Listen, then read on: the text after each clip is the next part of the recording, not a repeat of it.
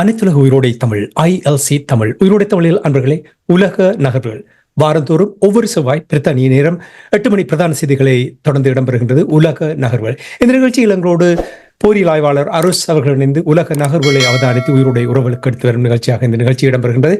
அரசு அவர்கள் இங்கே இணைந்திருக்கின்றார். வணக்கம் அரசு அவர்களே. வணக்கம். அனைத்துலக உயிரோடை தமிழ் உறவுகளுக்கு அன்பிருந்த வணக்கம். உங்களுக்கும் வணக்கத்தை தெரிவித்துக் கொண்டு, இன்று இஸ்ரேல் பாலஸ்தீனத்துக்கு இடையிலான போர், அந்த போர் விரிவடைந்து லெபனானில் கூட அந்த போர் நடைபெற்றுக் கொண்டிருக்கின்றது. இஸ்ரேல் பாலஸ்தீனியம் காசாவில் நடக்கின்ற போரை பார்ப்பதற்கு முன்னதாக உங்களுக்கு தெரியும், இஸ்ரேல் தங்களுடைய தாக்குதலை துரிதப்படுத்தி இருக்கிறது. ஆனால் ஹிஸ்புல்லாவும் பதில் தாக்குதல் கொடுத்துக் கொண்டிருக்கிறார்கள். நிறைய இஸ்ரேலுடைய இராணுவத்தினர் கொல்லப்பட்டார்கள், இதுவரையில் 5000க்கு மேல் என்று கூறுகிறார்கள். அதை எங்களால் உறுதிப்படுத்த முடியவில்லை. இருந்தாலும் இந்த போர் உக்கிரமடைந்திருக்கிறது. இதனால் பாரிய இழப்புகள் வருகின்றன என்பதை அடையாளம் கண்டிருக்கின்றார்கள் போல் தெரிகின்றது. அதனால்தான் ஹிஸ்புல்லா இஸ்ரேல் இருவருக்கும் இடையிலான போர் நிறுத்தம் தொடர்பாக இப்பொழுது பேசப்பட்டு அதற்கான ஆயத்தங்கள் செய்யப்பட்டு இப்பொழுது அமெரிக்கா ஹிஸ்புல்லாவிடம் பதிலை எதிர்பார்த்துக் கொண்டிருப்பதாக கூறப்படுகின்றது. இந்த போர் நிறுத்தம் தொடர்பாக இஸ்ரேல் ஹிஸ்புல்லா லெபனானில் நடக்கின்ற இந்த போருக்கு இடையிலான இந்த போர் நிறுத்தம் தொடர்பாக என்ன நிலைமை என்பதை நீங்கள் கூற முடியுமா? இப்ப அமெரிக்காவின் பெய்ரூட்டுக்கான ஸ்பெஷல் சிறப்பு தூதுவர் என்று கூறுவது அமோஸ் ஹசிங்டன் அவர் பெய்ரூட்டுக்கு சென்றிருக்கின்றார். முதலில் அவர் செல்வதாக இருந்த பயணம் இஸ்ரேல் பெய்ரூட் விமான நிலையத்தை சூழ உள்ள பகுதிகளில் மேற்கொண்ட தாக்குதல்களை தொடர்ந்து பிற்போடப்பட்டிருந்தது. தற்போது அவர் போகின்றார். அவர் போகும்போது, அதாவது அவரின் நோக்கம் என்னவென்று சொன்னால், அங்கு ஒரு போர் நிறுத்தத்தை கொண்டு வருவதுதான் அதன் நோக்கமாக இருக்கின்றது. ஆனால் கள நிலைமைகளை பொறுத்தவரையில் அந்த போர் நிறுத்தத்துக்குரிய சாத்தியக்கூறுகள் மிக மிக அரிதாகவே காணப்படுகின்றது. என்றால் இஸ்ரேல் தொடர்ச்சியாக பெய்ரூட் பகுதியை தொடர்ச்சியாக தாக்கி வருகின்றது. இதுவரையில் 3500க்கும் மேற்பட்டவர்கள் கொல்லப்பட்டிருக்கிறார்கள், 10,000க்கு மேற்பட்டவர்கள் காயமடைந்திருக்கிறார்கள். இதில் லெபனானில் மட்டும் கிட்டத்தட்ட 45 நாட்கள் இடம்பெற்ற தாக்குதல்களில். அது மட்டுமல்லாது இந்த வாரம் லெபனான், அதாவது ஹிஸ்புல்லாக்களின் ஊடக பிரிவு தலைவரை குண்டுவீச்சின் மூலம் இஸ்ரேல் கொண்டிருப்பதாக கூறப்படுகின்றது. அதே சமயம் ஹிஸ்புல்லாக்களின் புதிய தலைவர் மீதும் தாக்குதலை நடத்தியதாகவும் அவர் அதில் அந்த தாக்குதல் வெற்றியளிக்காது விட்டாலும் அந்த தாக்குதலிலும் பெருமளவான மக்கள் கொல்லப்பட்டதாகவும் கூறப்படுகின்றது. இந்த நிலையில் இஸ்ரேலின் டெல் அவிவ் பகுதி மீது ஹிஸ்புல்லாக்கள் திங்கட்கிழமையும் ஏவுகணை தாக்குதல்களை நடத்தியிருக்கிறார்கள். அதில் கிட்டத்தட்ட 7 பேர் காயமடைந்ததாக கூறப்படுகின்றது. போரை பொறுத்தவரையில் போர் மிக தீவிரமாக இடம்பெற்றுக் கொண்டிருக்கின்றது. இருதரப்புக்கும் இடையில் எந்த விதமான போர் நிறுத்த உடன்பாடுகளுக்கு வருவதற்கான சாத்தியக்கூறுகள் தென்படவில்லை. உங்களுக்கு தெரியும், பாலஸ்தீன அதாவது ஹமாஸுக்கும் இஸ்ரேலுக்கும் இடையிலான போர் நிறுத்தம் தொடர்பான உடன்பாட்டிலிருந்து அல்லது மத்தியஸ்தத்திலிருந்து கட்டார் கூட விலகி இருந்தது.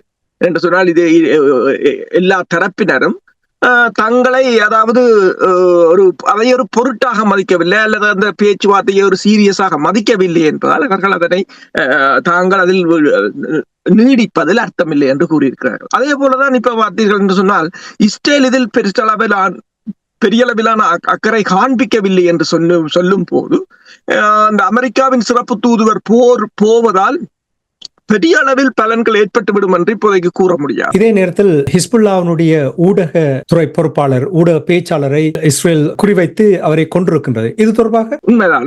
இந்த வாரம் இடம்பெற்ற தாக்குதலில் இஸ்ரேல் பெய்ரூட் பகுதியில் மேற்கொள்ளப்பட்ட தாக்குதலில் ஹிஸ்புல்லாக்களின் ஊடகத்துறை பொறுப்பாளர், ஊடகத்துறை பேச்சாளர் கொல்லப்பட்டதாக கூறப்படுகின்றது. இஸ்ரேல் உங்களுக்கு தெரியும், தொடர்ச்சியாக ஹிஸ்புல்லாக்களின் தலைமை பீடத்தை தொடர்ச்சியாக தாக்கி அளித்து வருகின்றது. அதில் பெருமளவான தலைமை பீடத்தில் எல்லா மட்டத்தினரையும் கொன்றுவிட்டதாகத்தான் கிட்டத்தட்ட கூறியிருந்தாலும் அவர்கள் புதியவர்கள் நியமித்து அந்த போராட்டத்தை மேற்கொண்டு கொண்டிருக்கிறார்கள். முதலில் ஊடகப் பிரிவு பொறுப்பாளரை குண்டுவீச்சின் மீது கொண்டிருந்தார்கள். அதற்கு அடுத்த நாள் இஸ்ரேல் அதாவது ஹிஸ்புல்லாஹின் புதிய தலைவர் மீது அவர் இருந்த இருப்பிடம் என்று சந்தேகிக்கப்பட்ட இடம் மீது மிகப்பெரிய ஒரு தாக்குதலை நடத்தியிருந்தார்கள். அந்த தாக்குதல் இடம்பெறும் போது பல ஊடகங்கள் அதனை வெளிக்கொண்டிருந்தன. என்னென்றால் பெய்ரூட் விமான நிலையத்துக்கு அண்மையாகத்தான் இடம்பெற்ற அந்த தாக்குதலில் விமானங்கள் அனைத்துலக விமானங்கள் தரையிறங்கி கொண்டிருக்கின்ற அந்த சமயத்தில் குண்டுகளும் வெடித்ததையும் காணக்கூடியதாக இருந்தது.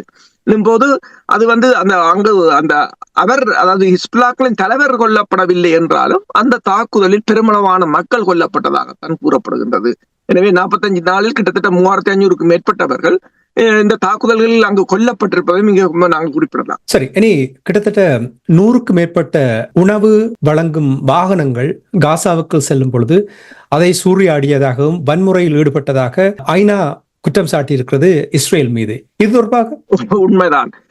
இஸ்ரேலின் குடியேற்றவாசிகளும் படையினரும் பெருமளவான நிவாரணப் பொருட்களை ஏற்றிச் செல்லும் வாகனங்களை தடுப்பதுடன் அந்த நிவாரணப் பொருட்கள் அங்கு செல்ல விடாது அதனை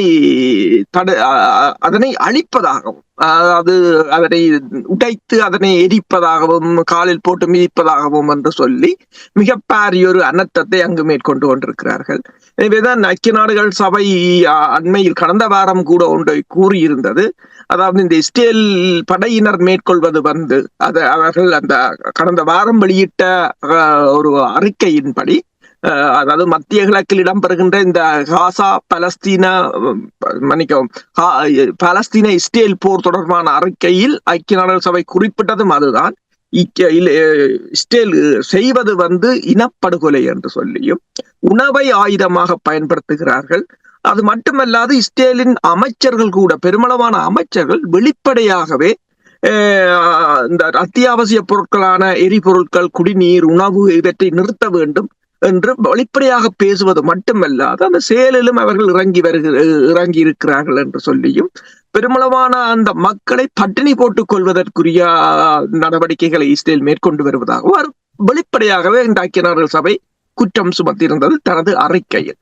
ஆனால் பிரச்சனை என்னவென்று சொன்னால், அந்த அறிக்கையில் குற்றம் சுமத்தப்படுவதும் அந்த அறிக்கை ஊடகங்களில் வெளிவருவதுமாகத்தான் இருக்கின்றதே தவிர அது தொடர்பில் யாரும் கரிசனை காட்டியதாகவோ அல்லது நடவடிக்கை எடுத்ததாகவோ இதுவரையில் எந்த விதமான தகவலும் இல்லை. இந்த தகவல் திரட்டி, இந்த ஆதாரங்களை திரட்டினால் வருங்காலங்களில் அதை பயன்படுத்தி ஒரு சரியான தண்டனை கொடுக்கக்கூடியதா இருக்குமா? ஏனென்றால் என்னை பொறுத்த மட்டும் இவர்கள் என்ன செய்ய பார்க்கிறார்கள் என்றால், செய்ய வேண்டிய அவ்வளவற்றையும் செய்து, அதாவது இன சுத்திகரிப்பு செய்து, படுகொலையை செய்து எவ்வளத்துக்கு குறைக்க முடியுமோ அவ்வளத்தை குறைத்து விட்டால் கேள்விகள் பிறகு வரும்பொழுது அதை நாங்கள் பிறகு கையாளுவோம் என்று இஸ்ரேல் தொடர்ந்து அமெரிக்காவுடைய ஆதரவில் அந்த தங்களுடைய நடவடிக்கையை மேற்கொண்டிருக்கிறார்கள்.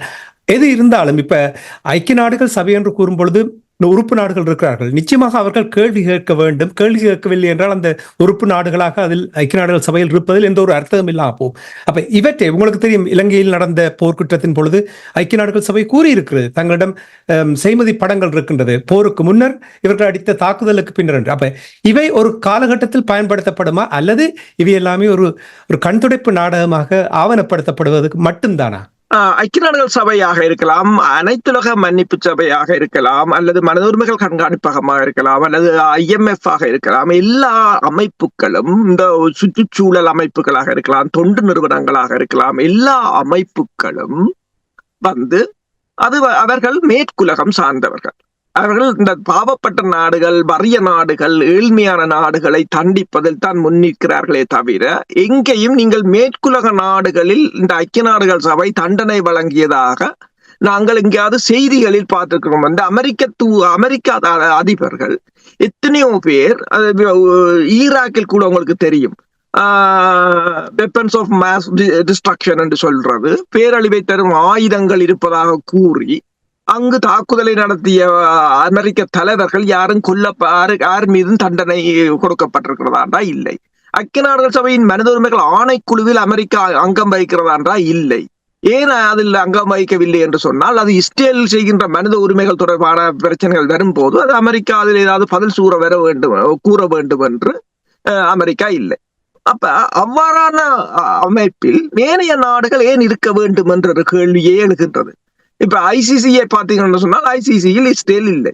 அப்ப ஐசிசியை யாரைக்கு தண்டனைக்கு செய்ய கொடுக்க வைத்திருக்கிறார்கள் என்றால் இந்த பாவப்பட்ட ஆப்பிரிக்க நாடுகள், ஆசிய நாடுகள், இந்த நாடுகள் மீதான, அதாவது இவர்கள் தாங்கள் எஜமானர்களாகவும் அவர்கள் மற்றவர்கள் அடிமைகளாகவும் முதல்ல அந்த முன்னைய காலனித்துவத்தை தான் இப்போது நிறுவனங்களை வைத்து நடத்தி கொண்டிருக்கிறார்கள். இப்ப இதுவும் ஒரு ஆவணமாக போகுமே தவிர இதில் மேலதிகமாக எந்த நடவடிக்கையும் எடுக்கப்படும் என்று நாங்கள் நம்ப முடியாது. அப்படி என்றால் ஹியூமன் ரைட்ஸ் வாட்ச், மனித உரிமைகள் கண்காணிப்பகம் குற்றம் சாட்டி இருக்கிறது. இஸ்ரேல் வலிந்து இடம்பெயர வைத்திருக்கிறார்கள், காசாவில் தொடர்ச்சியாக செயல்படுத்திக் கொண்டிருக்கிறார்கள் என்று அவர்கள் குற்றம் சாட்டியிருக்கிறார்கள். இதுவும் ஒரு கண் துடைப்பு நாடகமா? உண்மைதான். அவர்கள் ஏனென்றால் தாங்கள் வாங்குற காசுக்கு ஏதாவது ஒரு அறிக்கை விட தர வேண்டும் ஏனென்றால், அல்லது இந்த ஏழை நாடுகள்கிட்ட இந்த காசும் வாங்கல, உறுப்பு நாடுகளா இருப்பவர்கள் காசும் கட்ட வேண்டும். அது உங்களின் காசை வாங்கி கொண்டு உங்களுக்கே தீமையை செய்கின்ற அமைப்புகளாகத்தான் இருக்கிறது. எனவேதான் பெரிய பல பல அமைப்புகள், பல பல நாடுகள், இப்ப உதாரணமா பார்த்தீங்கன்னு சொன்னால் இந்த இந்தியா கூட பல அமைப்புகளில் சேருவதில்லை. ஏனென்றால் அவர்களுக்கு தெரியும், அவர்கள் தந்திரமாக அதில் கொண்டு போய் சேர்த்து விட்டு பிறகு தங்களுக்கே அதை வைத்துக் கொண்டு தங்களின் முயற்சிகளுக்கே தடையாக நிற்பார்கள் என்று பல நாடுகளுக்கு தெரியும். அப்ப இந்த உலகம் மறுசீரமைக்கப்பட வேண்டும். இந்த உலக ஒழுங்கு அதுதான் இப்போது நடைபெற்றுக் கொண்டிருக்கிறது. ஆனால் அது நடைபெறும் போது பாரியொரு அனர்த்தத்துடன் தான் நடைபெறும். ஏனென்றால் இப்போது எஜமானர்களாக இருப்பவர்கள் ஒருபோதும் அந்த பதவியில் இருந்து இறங்க விரும்ப மாட்டார்கள். அப்ப என்னும் போது மிக பாரிய ஒரு அழிவுடன் அது ஆரம்பமாகவே தவிர, ஆனால் இது மாற்றி அமைக்கப்பட வேண்டும் முற்றுமுழுதாக. அதை நான் நினைக்கிறேன் பல நாடுகள் அதை உணர்ந்திருக்கிறார்கள். மெதுவாக இவற்றை நடத்த முடியும் என்றால் நிறைய தாக்குதல் வந்து கொண்டேதான் இருக்கும். காசாவில் தொடர்ந்து இன்றும் கூட 34 பேர் கொல்லப்பட்டிருக்கிறார்கள். இதற்கு ஒரு எல்லை இல்லையா? எப்பொழுது இதை நிறுத்தப் போகிறார் என்றால் அங்கே எல்லாமே தரமட்டமாக்கப்பட்டு விட்டது. நீங்கள் சேட்டலைட் செய்மதி படத்தை பார்த்தீர்கள் என்றால் கிட்டத்தட்ட நான் நினைக்கிற ஒரு 80% கட்டிடங்கள் எல்லாமே தரமட்டமாக்கப்பட்டு விட்டது. அப்ப எப்பொழுது இதை நிறுத்தப் போகிறார்கள்? அதாவது கூட்டான தண்டனை என்று சொல்வது அந்த மக்களுக்கான தண்டனையாகத்தான் இருக்க. குழந்தைகள், அந்த குழந்தைகள் எல்லாம், இப்ப சிறுவர்கள் எல்லாம், அவர்கள் அவர்களுக்கும் இந்த தாக்குதல்களுக்கும் எந்த தொடர்புமே இல்லை. என்றாலும் சிறுவர்களாக இருக்கலாம், பெண்களாக இருக்கலாம், வயதுகளாக, எந்த வயது வேறுபாடு என்று கொன்று குவிக்கப்படுகின்றனர். நாடுகள் பார்த்து கொண்டிருக்கிறார்கள். அதற்குரிய அந்த ஏனைய நாடுகள், உதாரணமாக மேற்குலக நாடுகளை பொறுத்தவரையில் அவர்கள் அதற்கு ஆதரவாக நிற்பதாகத்தான் தெரிகிறது. எனவேதான் உங்களுக்கு தெரியும், இப்போது சூடானில் இடம்பெறுகின்ற சம்பவம் தொடர்பாக சூடானில் அங்குள்ள அந்த விரைவு தாக்குதல் படையணிக்கும் அரச படையணிக்கும் இடையிலான பெரும் மோதல் ஒன்று இடம்பெற்றுக் கொண்டிருக்கிறது. அதுவும் இந்த பூகோள அரசியலில் ஒரு மாற்றம் தான். ஆனால் அந்த போர் நிறுத்தத்தை கொண்டு வருவதற்காக ஐக்கிய நாடுகள் சபையின் பாதுகாப்பு சபையில் பிரித்தானியா கொண்டு வந்த தீர்மானத்தை ரஷ்யா வீட்டோ பண்ணி இருக்கிறது. அதற்கு பிரித்தானியா அவர்கள் கூறுகிறார்கள், ரஷ்யாவுக்கு எங்கும் போர் தான் விருப்பம், போர் நிறுத்துவது விருப்பம் இல்லை என்று. அதற்கு ரஷ்ய தூதுவர் பதிலளித்திருக்கிறார், காசாவில் முதலில் நீங்கள் போரை நிறுத்துங்கள். நீங்கள் அதில் எத்தனை தடவைகள் செக்யூரிட்டி கவுன்சிலில் கொண்டு வந்ததை நீங்கள் வீட்டோ பண்ணினீர்கள். இது சரி, அங்கு நிறைவேற்றப்பட்டதையும் உங்களால் நிறைவேற்ற முடியவில்லை. எனவே இனிமேல் எந்த உலகில் எங்கேயும் நீங்கள் போரை நிறுத்த முடியாது என்பதால், அதாவது அவர்கள் கூறியிருக்காங்க, நீங்கள் அங்கு நிறுத்திவிட்டு இங்கு சொல்லுங்கள் என்று பிரித்தானியாவின் பாதுகாப்பு செயலாளருக்கு மீது பாய்ந்திருக்கிறார் ரஷ்யாவின் தூதுவர். நியாயமான கருத்து தானே, நியாயமான. மற்றவர்களுக்கு பாடம் எடுப்பதற்கு தயார், ஆனால் அந்த பாடத்தை நீங்கள் பயன்படுத்துவதற்கு நீங்கள் தயாரில்லை என்பதை சுட்டி காட்டுகிறது. அதான் டபுள் ஸ்டாண்டர்ட். உண்மைதான். அதைத்தான் கூறியிருக்கிறார்கள். அதான் உலகம் இனி இவ்வாறான ஒரு நிலையின் ஊடாகத்தான் நகரப் போகின்றது. பாரியொரு நெருக்கடி. சரி, அந்த மாற்றங்கள் வருவதற்கு நாங்களும் முகம் கொடுத்தே ஆக வேண்டும் என்பதை கூறிக்கொண்டு இன்றைய உலக நகர்வல் நிகழ்ச்சியில் நாங்கள் இஸ்ரேல் பலஸ்தீனத்துக்கு இடையிலான போர் தொடர்பான விடயங்கள், லெபனானில் நடைபெறுகின்ற போர் தொடர்பான விடயங்களை உயிரோடை தமிழ் உறவுகள் எடுத்து வந்தமைக்காக அன்பர்கள் சார்பாக நன்றி கூறிக்கொண்டு மீண்டும் இன்னும் ஒரு நிகழ்ச்சியில் இணைந்திருப்போம். அதுவரைக்கும் நன்றி, வணக்கம் அரசர்களே. நன்றி, வணக்கம்.